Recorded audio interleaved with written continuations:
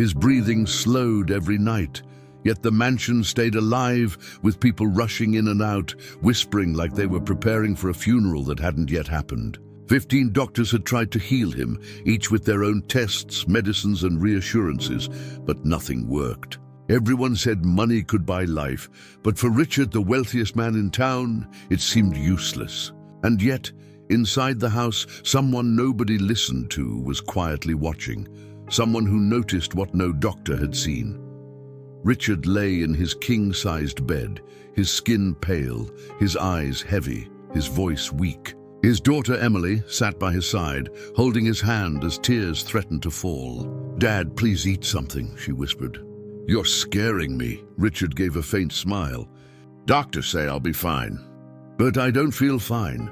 The family was surrounded by polished marble floors, chandeliers, and expensive art, yet the air carried nothing but sorrow. Every day another doctor came, checked his vitals, and left with complicated words. Exhaustion, stress, age catching up, they said. None of it felt real to Emily. At the edge of the room, almost invisible, stood Martha, the housekeeper. She was an older woman, her hands rough from years of scrubbing, her steps careful so as not to disturb anyone. She was always present, changing sheets, bringing tea, watching silently. The family barely noticed her, but Martha noticed everything. One night, as Richard struggled to breathe, his son Mark snapped at the doctors. "You promised improvement. He's getting worse." A young physician adjusted his glasses. "We are doing everything science allows. Sometimes the body simply shuts down." Emily cried out, "He's only 62. How can you say that?" Martha, who had been carrying a tray, paused near the doorway. Her eyes stayed fixed on Richard's lips, the way they trembled, the way he coughed after drinking water. Something about it unsettled her. She wanted to speak, but she knew her place. Who would listen to a housekeeper when 15 doctors had already spoken? Still that night, as she folded blankets, she whispered to herself, "This isn't sickness. It's something else." The mansion grew quieter each passing day. Relatives who once filled the hallways with fake sympathy stopped coming. Even Richard's business partners avoided the place. Only Emily remained constantly by his side, her heart breaking more each time he winced. And then one evening, Richard woke in panic, gasping for air, clutching his chest. Emily screamed for help. Doctors rushed in, medicines were injected, yet nothing worked. In the middle of the chaos, Martha dropped the glass she was holding and stepped forward. For the first time in years, her voice rose above everyone else. "Stop giving him those medicines," she cried. The room froze. Everyone turned to look at her, shocked that a housekeeper dared interrupt. Mark shouted, "What are you doing? Get out!" But Richard, with trembling lips, whispered, "Let her speak." Martha's voice shook, but she held her ground. "This is not a disease. Look at his mouth, his throat. Every time he drinks water, he coughs. Every time he eats, he struggles to swallow. No medicine will help if something is blocking inside." The doctors exchanged puzzled glances. None of them had considered such a simple detail. Emily's eyes widened as she remembered all those times Richard coughed during meals. "Please," Martha begged, tears forming in her eyes. "I'm no doctor, but I raised 5 children on my own, and I know when someone is choking slowly. You're treating his body, but not the cause." For the first time, silence carried weight heavier than money. The silence after Martha's words felt heavier than the chandelier hanging above the room. For years, she had been nothing more than a shadow in that mansion, bringing food, scrubbing floors, washing sheets. But now every eye in the room was on her. She felt the weight of their judgment, their disbelief, their anger, yet something inside her told her not to step back. She clasped her rough hands together and took a trembling breath. Emily, still gripping her father's hand, was the first to break the silence. "What do you mean? Something is blocking?" Her voice was thin, almost desperate, as though she was reaching out for any answer that could make sense of the nightmare unfolding before her.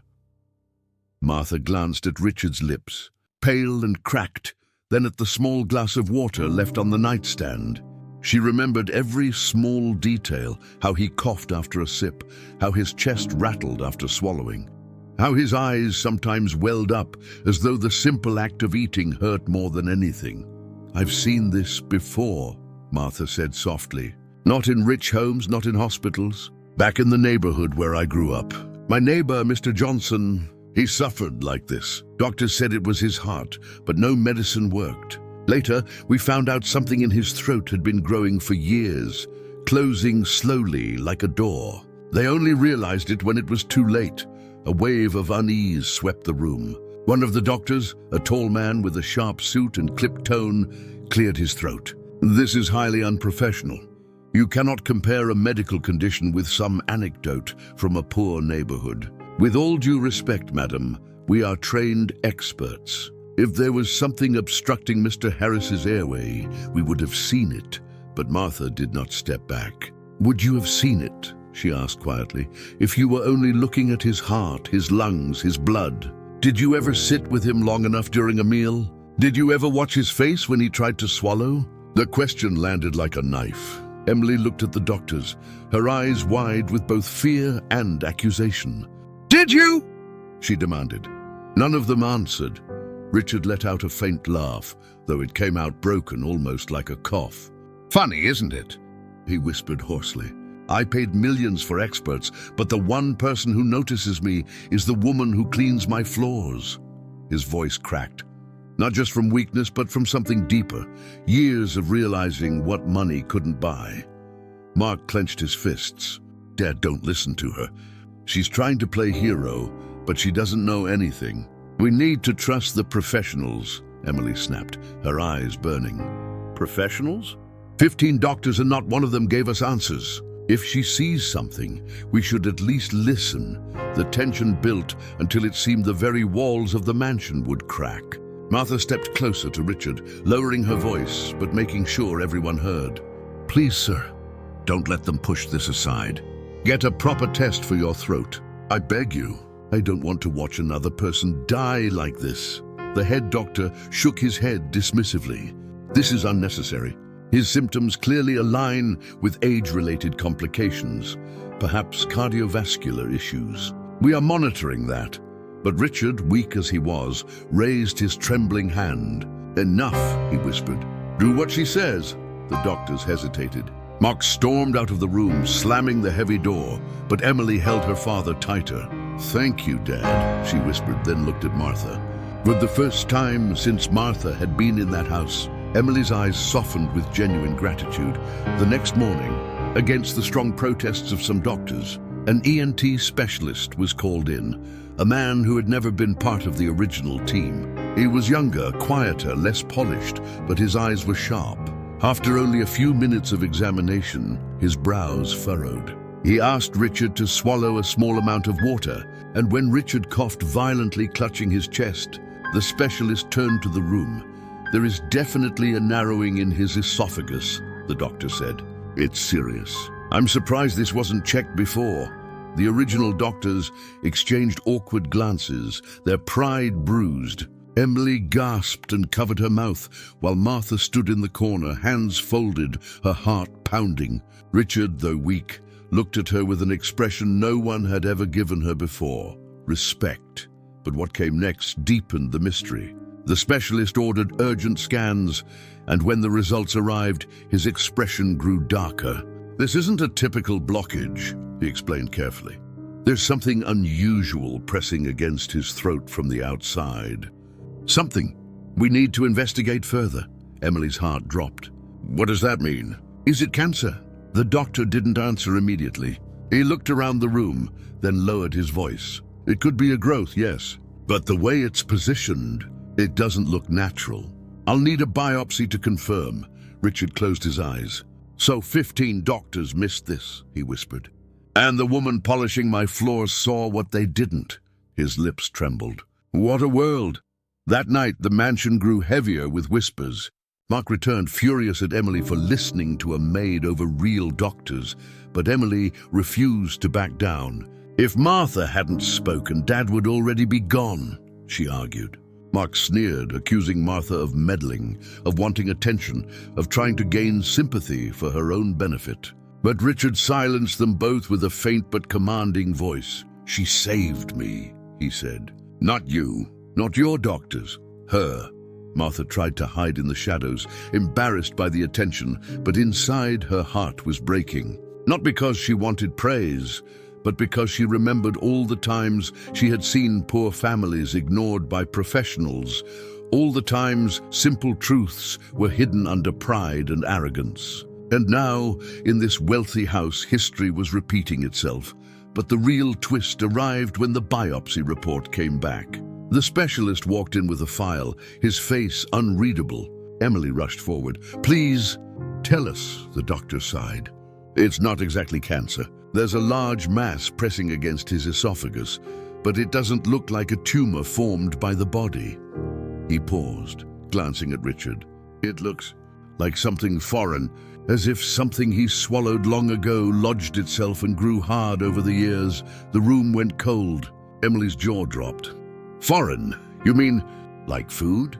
The doctor nodded slowly. "It's possible. Sometimes, if a small bone or object gets stuck and the body can't push it out, it builds tissue around it. Over decades, it becomes a hard obstruction. Rare, but not impossible." Richard's eyes widened with sudden memory. He whispered, 40 years ago, I choked on a fishbone. I never went to the hospital. I thought it passed." His voice broke. "All these years? And that little thing is killing me now." The truth hit the family like lightning. Millions spent on luxury, 15 doctors summoned, endless medicines tried, yet a single forgotten fishbone was slowly destroying the man who owned everything. Emily burst into tears, burying her face in his chest. Martha turned away, tears sliding silently down her cheeks. The mansion, with all its wealth, suddenly felt like a prison of irony, and just when everyone thought the nightmare had found its answer, the specialist added quietly, "Removing it won't be simple. After all these years, the tissue around it is fragile. If we try to operate, it could go very wrong." The room fell into another suffocating silence, heavier than the first. Hope and despair mixed together, leaving everyone trembling with uncertainty. Richard reached for Martha's hand this time, not his children's, and whispered, "You noticed. You saved me, but maybe it's already too late." Martha swallowed hard, her heart aching. "No, sir," she whispered, though her voice quivered. "Not too late. Don't give up yet." And somewhere deep inside that mansion, behind the marble walls and golden chandeliers, the story of wealth, pride, and an unnoticed housekeeper was only beginning to unfold. The house that once echoed with grand dinner parties and laughter now felt like a giant waiting room for fate. Every clock tick seemed louder, every footstep heavier. Richard lay in his bed staring at the ceiling, his chest rising and falling in uneven rhythms. For years, he had commanded boardrooms, made fortunes with his voice, and struck fear into competitors with his presence. Now he couldn't even swallow a glass of water without trembling. The irony weighed on him more than the illness itself. Emily stayed by his side, refusing to let her father drift into despair. She brushed his hair back gently, whispering words of encouragement even when her own hope was fragile. "We'll find a way, Dad. The specialist is working on it. You're not leaving me like this." Her voice cracked, but she forced a smile through her tears. Richard studied her face, his tired eyes softening. "You remind me of your mother," he said weakly. "Always believing the impossible, always holding me up when I couldn't stand on my own." His words drew a sob from Emily. But before she could reply, the door creaked open. Martha entered quietly, carrying a tray of tea for Emily. She placed it on the side table, her steps careful, her face calm. Yet her eyes revealed the storm inside her. She knew the danger of the surgery, knew how fragile Richard's body had become. But she also knew something the family didn't. Sometimes survival wasn't about medicine alone. It was about the strength to fight, the will to hold on. Richard's gaze found her, and he surprised everyone in the room when he asked, "Martha, stay a moment." Emily blinked. "Dad?" But Richard ignored his daughter's confusion. He motioned for Martha to sit on the chair beside his bed. She hesitated, glancing nervously at Emily, but finally obeyed. When she sat down, Richard gripped her hand tightly, as if clinging to something solid in a storm. "I've built skyscrapers, banks, hotels," he whispered.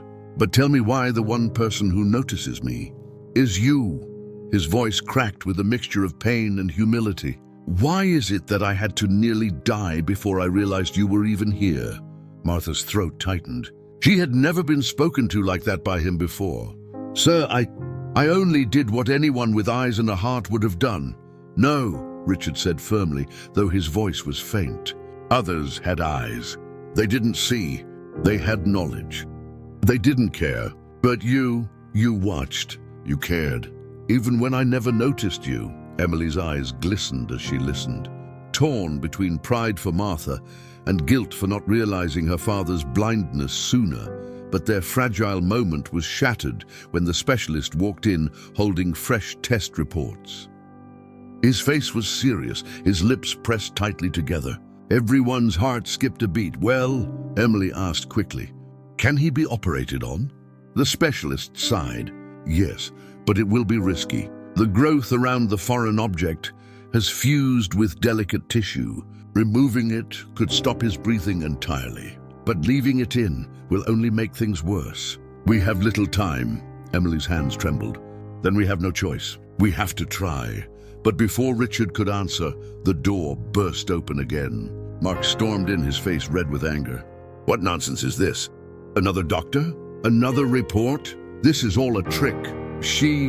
He pointed a shaking finger at Martha, "has filled your heads with garbage. You're all falling for it." Emily shot up furious. "Mark, stop! Can't you see Dad doesn't have time for your pride?" Mark glared at her. "Pride or common sense? You want to risk his life on some fairy tale about a fishbone? He has heart problems. He's old. This is nature. Let him go with dignity instead of chasing shadows." The room went silent, every word he spoke cutting like glass. Richard closed his eyes, breathing heavily, and whispered, "My own son wants me to give up?" Emily shook her head violently. "No, Dad, don't listen to him. He's scared. That's all." But Martha saw something else in Mark's eyes, a coldness, a strange detachment.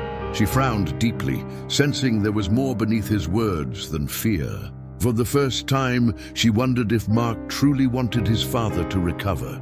The specialist cleared his throat, trying to bring focus back. "We need a decision soon. His condition won't wait." Richard opened his eyes, looked at Emily, then turned slowly toward Martha. "What do you think?"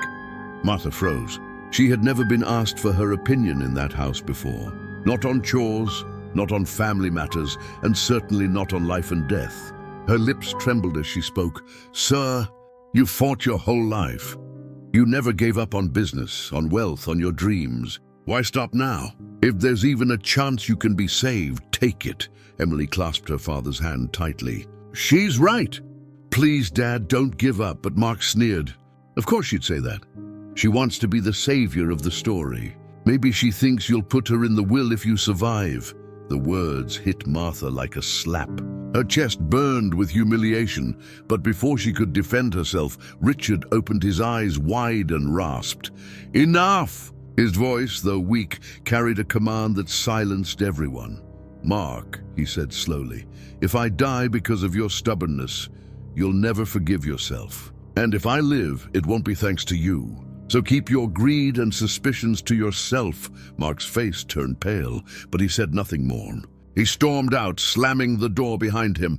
After he left, Richard's eyes filled with tears. "I never thought the day would come when I trusted my housekeeper more than my son," he whispered bitterly.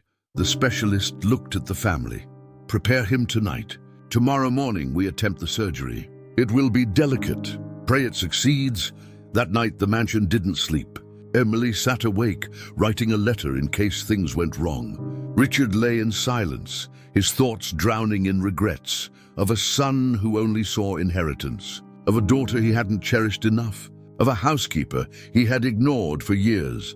And in the kitchen, alone in the dark, Martha wept silently. She had seen many families in her life, but never had she felt so entangled in one. She wasn't blood, she wasn't kin, yet she cared for Richard more deeply than most of those who shared his name. The storm outside rattled the windows. Tomorrow would decide everything. But as the first light of dawn crept into the mansion, another twist arrived. Richard woke, his voice hoarse but urgent. "Emily!" "Call Martha, now!" Emily, startled, rushed to get her. Martha hurried into the room, wiping her hands nervously on her apron. Richard grabbed her wrist with surprising strength. "I remembered something," he whispered. His eyes flickered with dread. "That fishbone. I wasn't alone when it happened. Someone told me not to go to the hospital. Someone insisted it would pass. It was—" Emily froze, her blood running cold. "What are you saying?" Richard's voice shook. "What if he knew more than I did? What if this wasn't just neglect? What if he wanted this?" Martha's heart raced. She looked at Emily, then at Richard. A shadow of suspicion now loomed larger than ever. Mark's anger, his resistance, his coldness, it all suddenly made chilling sense. The surgery had not even begun, but the family was already unraveling. And for the first time, Martha realized this wasn't just about saving Richard's life. It was about uncovering a truth buried in the past, one that could destroy everything they thought they knew. The morning sun filtered through the tall velvet curtains, but its light brought no warmth into the Harris mansion. Instead, it made the silence sharper, the tension heavier. Richard's words from the night before, about Mark and that forgotten fishbone, hung in the air like an invisible chain no one dared to touch. Emily had hardly slept, her mind reeling with questions she couldn't voice. Martha, too, had lain awake in her small servant quarters, turning over the suspicion again and again, torn between disbelief and dread. When the specialist arrived early, his team ready to prepare Richard for surgery, the mansion stirred to life. Nurses moved in and out of the bedroom, whispering instructions, checking instruments. Emily followed their every move, her heart racing, while Martha lingered in the hallway, watching but staying quiet. She knew her place, yet something inside her felt she had been pulled into a role far larger than her station. Mark arrived late, his face pale, his eyes shadowed. He walked into the room just as the nurses were lifting Richard carefully onto a stretcher. His lips pressed tight, his jaw stiff, but his voice carried that same cold tone as before. "Dad," he muttered, avoiding eye contact with Emily, "you don't have to do this. At your age, surgery is madness. It's better to—" Richard raised his trembling hand. His voice was weak, but his words sliced through the air. "Mark, stop. I already know what you want. You don't want me to survive." The nurses froze mid-step. Emily gasped, her eyes flying to her father. "Dad, don't—" But Richard went on, his eyes locking on his son's face. "Last night, I remembered. The day I swallowed that bone, you were there. You told me not to go to the hospital. You said it would pass. Do you remember?" Mark's face twitched, but he tried to maintain control. "That was 40 years ago. You can't possibly—" "Answer me!" Richard's voice cracked, tears rising in his eyes. "Did you tell me not to go? Did you push me to ignore it?" Emily's heart pounded in her chest, her gaze darting between father and brother. Martha stood frozen in the doorway, her palms slick with sweat. Mark laughed bitterly, shaking his head. "This is absurd. You're confusing things. You were the stubborn one. You hated hospitals. You never listened to anyone, not even your own wife. And now you want to blame me for your mistakes?" His words stung like acid, but Richard didn't back down. His frail body trembled, yet his eyes burned with an anger Emily had never seen before. "You were 12 years old, Mark. Too young to know better, too naive to see danger. But what eats me alive is this. Why do I feel you wanted me to ignore it?" Emily's breath caught. "Dad, what are you saying?" Richard looked at her with sorrow. "What if he's been waiting for this all along? What if he's been waiting for me to die?" Mark's voice rose, his face flushing red. "Enough. Do you hear yourself? You're accusing your own son of wanting you dead since childhood? That's insane." He turned to Emily, his tone sharp. "And you're letting a maid's silly theory fill Dad's head with poison. This is what happens when you let servants play doctors." Martha stiffened at his words, but remained silent, her eyes on Richard. She saw the torment in his face, the doubt eating him alive. She had seen many wealthy families tear themselves apart over money, but this was different. This was personal. The specialist, sensing the storm building, cleared his throat. "Mr. Harris, we need to proceed now." If we delay, your condition may worsen beyond recovery. Richard shut his eyes, exhausted. Do it, he whispered. Take me to the hospital. Emily wiped her tears quickly and nodded. She followed as they wheeled him out, but not before glancing back at Martha. Their eyes met, and in that silent exchange, Emily seemed to say, "Stay close. I need you." The hospital was a stark contrast to the mansion. White walls, sterile air, the constant beeping of machines. Richard was placed in a private room, but the atmosphere carried none of the grandeur of home. Instead, it was filled with a suffocating anticipation. Emily sat on a chair near the bed, gripping her father's hand, while Martha stayed quietly in the corner. Mark paced the hallway outside, his agitation growing by the minute. The specialist explained the procedure in detail. "We will attempt to remove the mass, but I must warn you, if complications arise, we may need to make a decision quickly. Are you prepared for that?" Emily's lips trembled, but she nodded. "Do whatever it takes to save him." Richard gave a weak smile. "Don't cry, Emily. If this is my time, then so be it. But if I live, maybe I'll finally open my eyes to what truly matters."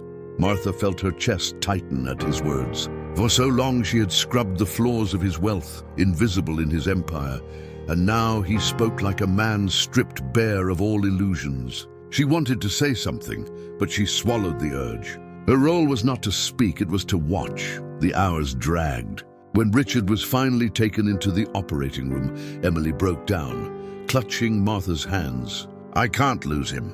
I can't. He's all I have left." Martha held her, her rough palms steady against Emily's trembling ones. "Have faith, child. Sometimes the ones we think are beyond saving surprise us." But even as she said it, her mind raced back to Mark. His words, his hostility, his coldness. Something wasn't right. Why had he resisted so strongly? Why did he seem almost eager for Richard's downfall? She remembered small moments over the years. The way Mark's eyes hardened whenever Richard scolded him, the bitterness in his tone whenever money was discussed. And now, the memory of that fishbone, an incident so small yet so strangely tied to Mark, haunted her. The surgery stretched longer than expected. Emily paced the waiting room, wringing her hands, whispering prayers under her breath. Martha sat still, her eyes fixed on the swinging doors. Mark entered after a while, leaning casually against the wall, his expression unreadable. Emily turned on him, her voice sharp with anger. "How can you just stand there? Don't you care if he makes it?" Mark shrugged. "I care, but I'm not going to fall apart like you. If he dies, he dies. That's life." Emily's face twisted in disbelief. "He's your father." Mark's voice turned cold. "He stopped being a father a long time ago. To him, we were just heirs, pawns in his empire. Maybe you can't see that, but I can." Martha's heart sank at the venom in his tone. She wondered if this bitterness had been festering in him for years, growing quietly, like the very obstruction inside his father's throat. At last, the specialist emerged, his gown stained, his eyes tired. Emily rushed to him, clutching his arm. "Please, tell me." The doctor hesitated. "We managed to remove the foreign object. It was exactly as suspected. A bone, lodged deep, surrounded by hardened tissue. It's out now, but..." His voice dropped. "There were complications. He lost a lot of blood. His heart is weak. He's not out of danger yet." Emily's knees buckled. Martha caught her, guiding her to a chair. Tears streamed down Emily's face, but she whispered, "At least it's out. At least he has a chance." The specialist nodded. "Yes, but the next 48 hours are critical. If his body recovers, he'll live. If not..." He didn't finish the sentence.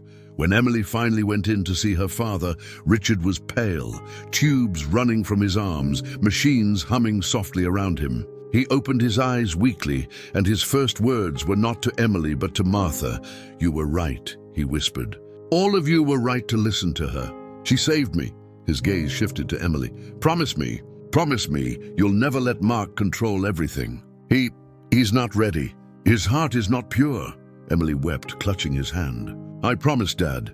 Martha stepped back, tears filling her own eyes. She had saved him, yes, but she knew the battle was far from over. Because in the shadows of the hospital room, she could feel it.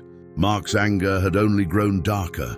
And as long as he stood to gain from Richard's death, the greatest danger to the millionaire was not the illness inside his body, but the betrayal inside his own blood.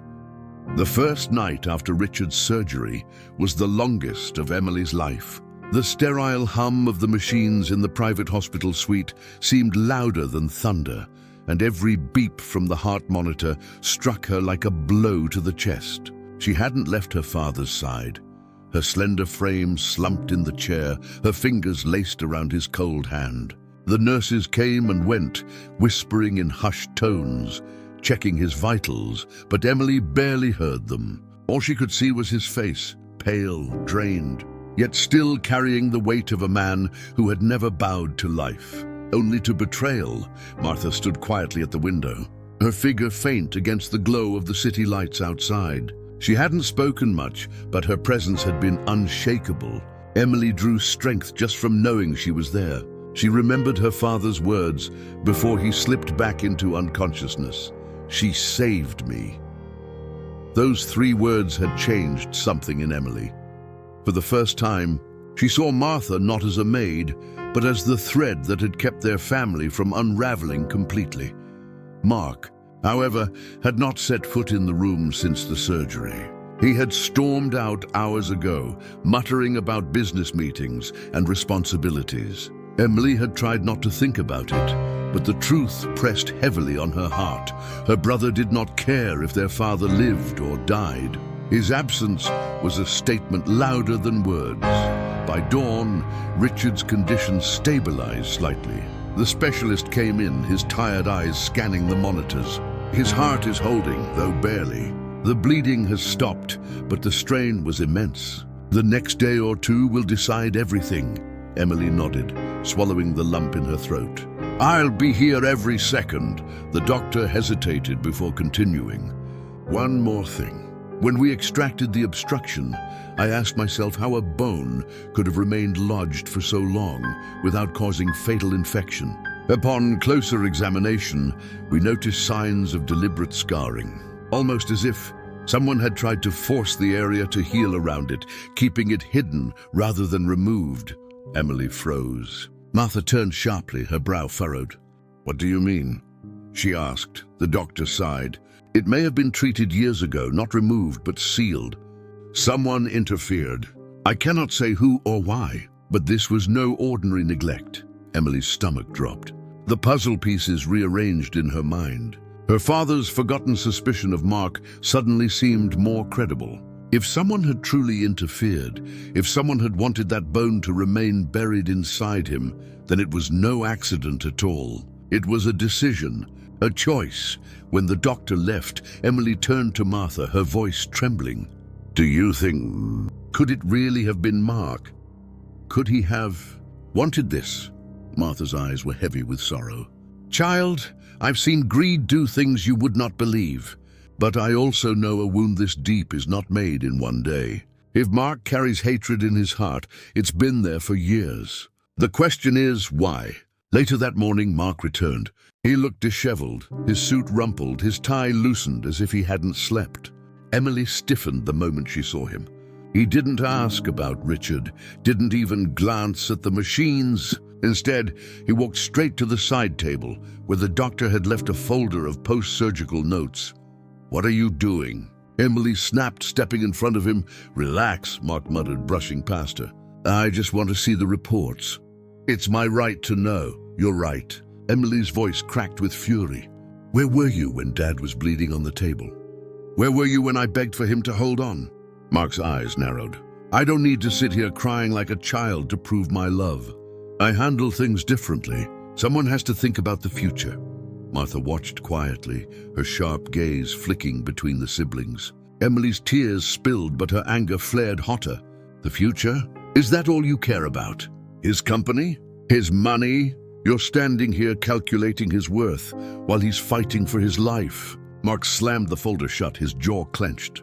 "You think you know everything, Emily, but you've lived your whole life under his shadow. You don't know what it's like to be compared, to be dismissed, to be treated as nothing but a disappointment.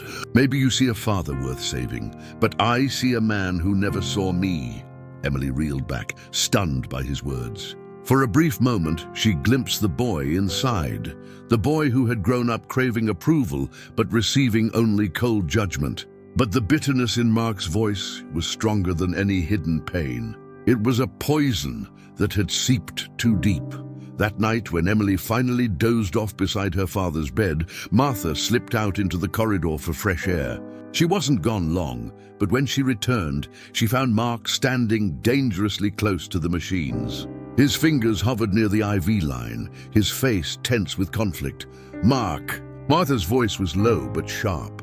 He jolted, spinning around. "I wasn't—" he started, but the words fell flat. Martha stepped closer, her eyes boring into his. "Don't lie to me, boy.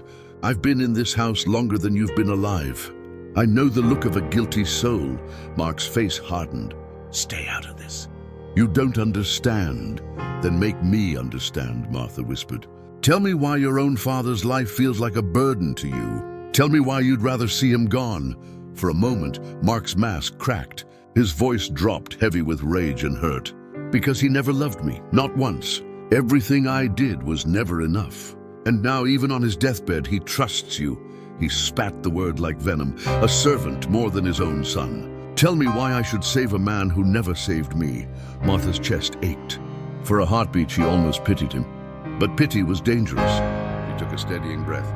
"Maybe he failed you, Mark. Maybe he didn't give you the love you craved.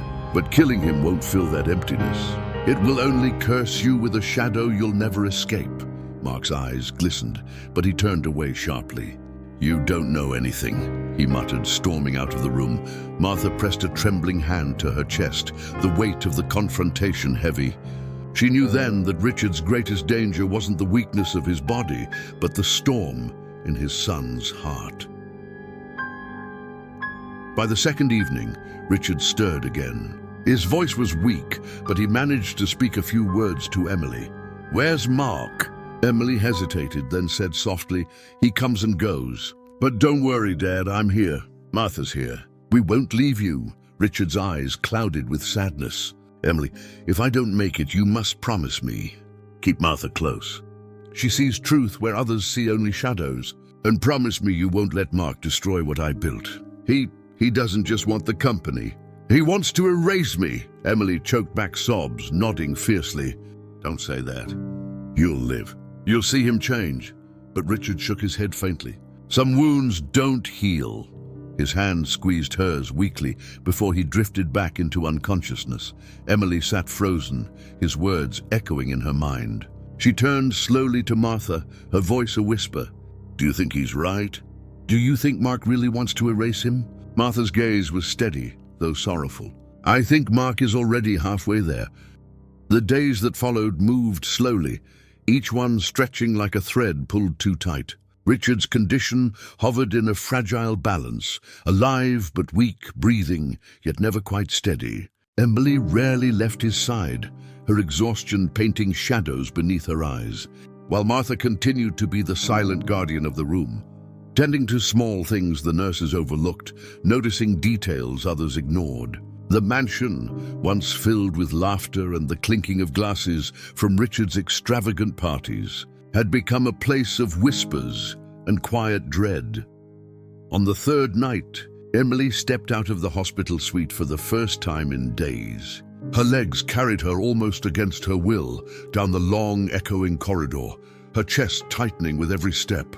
When she reached the lobby, she saw Mark standing by the glass doors, phone pressed tightly to his ear. He was speaking in a low voice, pacing back and forth. Emily paused, hidden by the tall pillar near the entrance, her heart racing.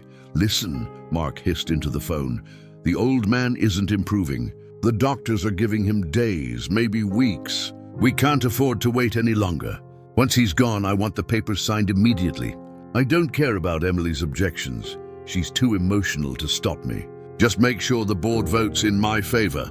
Emily's breath caught in her throat. Her hands trembled against the pillar as her brother's words sliced through her like a blade. He wasn't even waiting for Richard's death with grief. He was planning for it with calculation. Her knees weakened, and for a moment she thought she might collapse. But then she heard something that made her blood run cold. "No," Mark continued, his voice harsher now. If it takes pushing him further, so be it. No one will suspect me, not with all these doctors around. It looked like nature finally caught up. Emily stumbled back, nearly knocking over a vase behind her. Mark froze mid-sentence, his eyes darting across the lobby.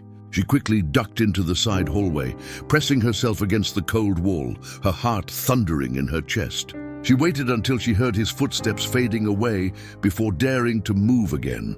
By the time she returned to her father's room, she was shaking so badly that Martha rushed to her side. "Child, what's wrong?" "You look like you've seen a ghost." Emily grabbed her hand tightly, whispering, "I heard him, Martha. Mark, he's planning everything. He doesn't just want the company, he's waiting for Dad to die. And he said if he has to push him, he will." Martha's eyes hardened, her jaw setting firmly. For years she had kept quiet, never daring to cross the line between servant and family. But tonight something changed. She guided Emily into the chair and crouched beside her. "Then we cannot sit idle. We must protect him. Even if that means protecting him from his own blood." The following morning, Richard's condition took a sudden dip. His breathing grew ragged, his face pale as paper. Nurses rushed in, adjusting machines, giving him injections, murmuring words that only made Emily's chest ache more. She clung to his hand, whispering desperately, "Don't leave me, Dad. Please, you have to stay." In the midst of the panic, Martha noticed something strange. The IV bag, which had been clear and steady all night, now looked slightly cloudy. She narrowed her eyes, stepping closer. She had no medical training, yet something about it felt wrong. Wrong in the way only instinct could sense. She quickly pulled one of the nurses aside. "Check that bag," she urged. The nurse frowned. "It's standard saline." "Then open it," Martha insisted, her voice sharp enough to demand obedience. Reluctantly, the nurse unclipped the bag, inspecting it closely. Within moments, her face paled. "This isn't normal. I need to alert the doctor." Emily, catching fragments of the exchange, turned wide-eyed to Martha. "What is it? What's happening?" Before Martha could answer, the specialist rushed in, examining the IV. His voice was grave as he spoke. "This bag has been tampered with. Something foreign was added. A slow poison." Emily's scream filled the room, raw and trembling. She spun around, her gaze snapping to the doorway where Mark had just entered. His eyes flickered with something unreadable, guilt, anger, or perhaps the shock of being caught sooner than expected. "You!" Emily cried, pointing at him with a shaking hand.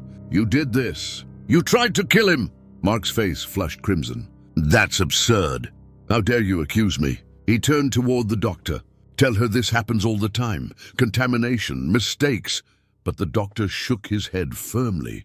"No mistake. This was deliberate.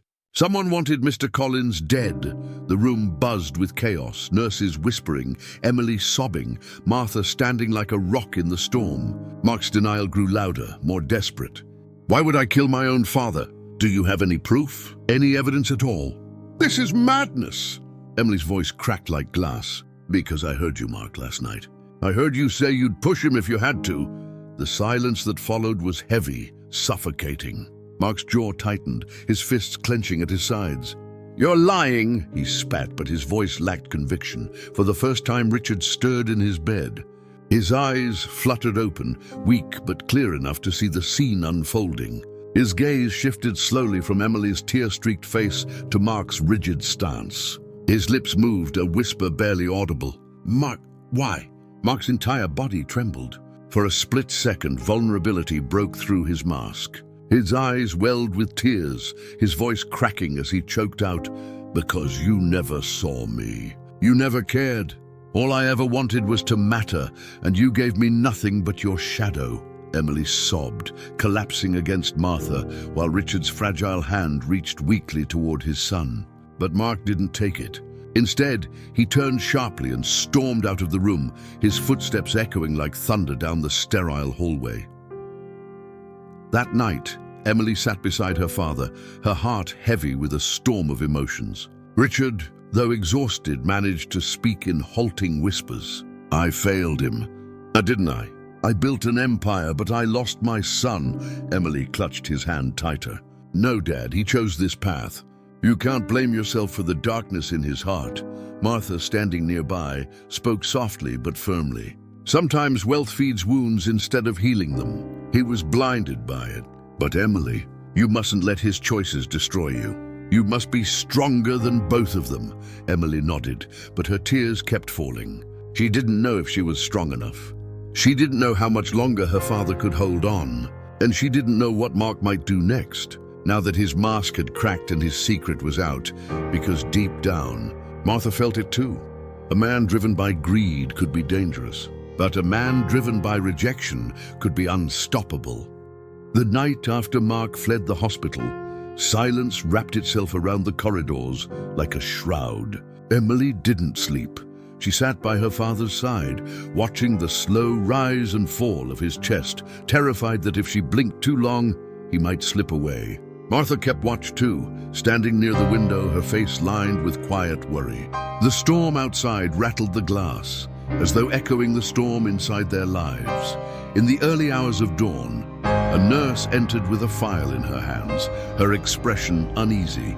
"Miss Collins," she said carefully, "there's something you should see.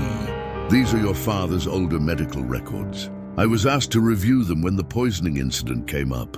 Emily frowned, taking the folder with shaking hands. She flipped through the pages, the dates reaching back nearly 20 years. Her eyes caught on one note, highlighted in red: "Foreign object in esophagus left untreated. Risk noted." The physician's name at the bottom made her blood run cold. It wasn't a stranger. It wasn't even an old family doctor. It was her mother. Emily's lips parted in disbelief. "My mother? She was the one who left it there?" Martha moved closer, her hand gently resting on Emily's shoulder. "Let me see." Her eyes scanned the paper, her breath catching. "Lord help us. It wasn't Mark at all, not back then." Confusion and horror twisted inside Emily. Memories of her mother, graceful, elegant, adored by society, came flooding back. She had died years ago in a car accident, leaving Richard a widower and Emily and Mark motherless. But why? Why would she have left her husband in such a state? Just then Richard stirred, his voice weak but clear. "Emily, you've read it, haven't you?" Tears blurred Emily's eyes. "Dad, why?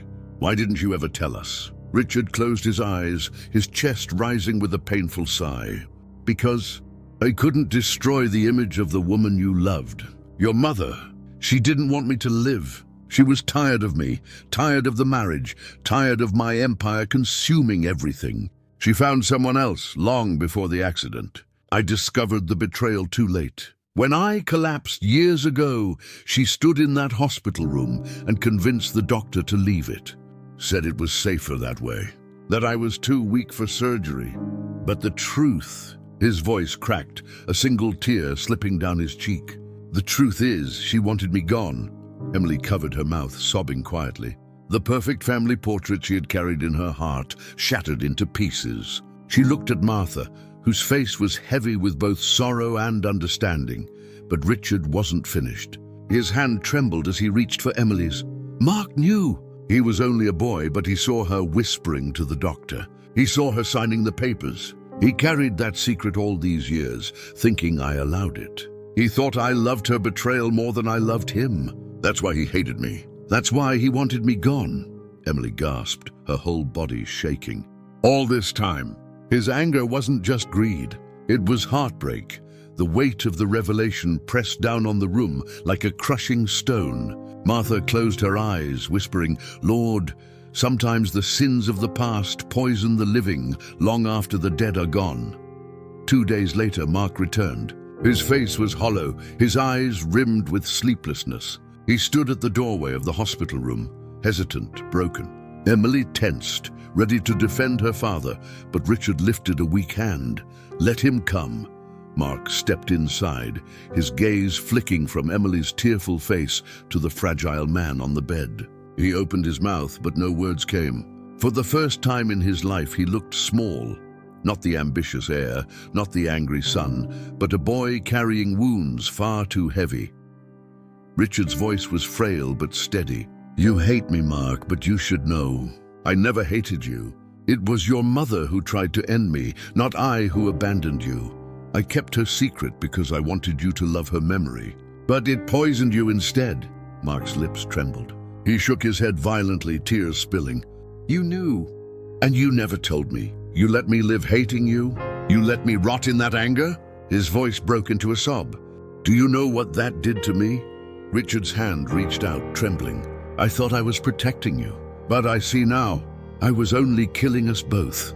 For a long moment, Mark just stood there, staring at the man he had wanted gone, the man he thought had never cared. Then slowly, he collapsed into the chair, his head buried in his hands. Sobs shook his frame, raw and uncontrollable. Emily, though furious at everything he had done, felt her own tears rising again.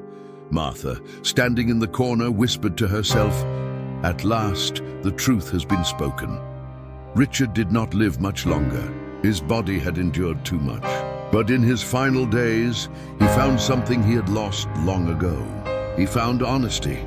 He found a chance to hold both his children's hands at once, to tell them he loved them in the simplest words he had always struggled to say. And when he finally closed his eyes, the mansion was filled not with greed or schemes, but with the quiet sound of a family broken yet strangely freed.